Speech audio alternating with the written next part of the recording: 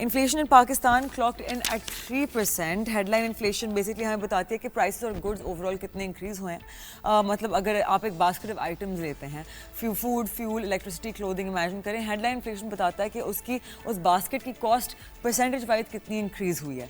अब fresh numbers आए हैं पाकिस्तान ब्यूरो ऑफ स्टैटिस्टिक्स के एंड वो बहुत सरप्राइजिंग निकले हैं।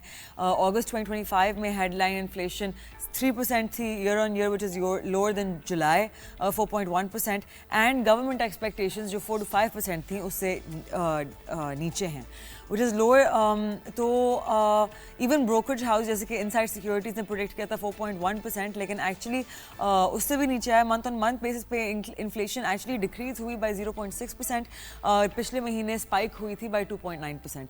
अगर हम थोड़ा और ब्रेक डाउन देखें तो अर्बन इन्फ्लेशन 3.4% थी in August, down from 4.4% in July, and rural inflation I even lower at 2.4% compare to पिछले साल का 3.5%, सॉरी पिछले महीने का। यानी कि अक्रॉस द बोर्ड प्राइसेस का प्रेशर ईज हुआ है। ये डेवलपमेंट बहुत सिग्निफिकेंट है क्योंकि सिर्फ 2 साल पहले मई 2023 में पाकिस्तान ने अपना रिकॉर्ड हाई इन्फ्लेशन रिकॉर्ड की थी 38%। लोग लिटरली सर्वाइव कर रहे थे, एंड अब हम ये देख रहे हैं कि हम सिंगल डिजिट में भी इतनी लो लेवल पे 3% पे हम स्लिप करके आ गए हैं। इससे एक क्लियर मैसेज निकलता है कि इन्फ्लेशन मॉन्स्टर जो था, जो आउट ऑफ कंट्रोल था 2023 में, अब लार्जली कंट्रोल हो चुका है। लेकिन आयरनी ये है कि जब लोगों की मेमोरी सिर्फ हाई इन्फ्लेशन और प्राइस शॉक्स की होती है, तो इवन जब डेटा इंप्रूव कर रहा होता है, ट्रस्ट और कंफर्ट इकोनॉमी में वापस आने में टाइम लगता है।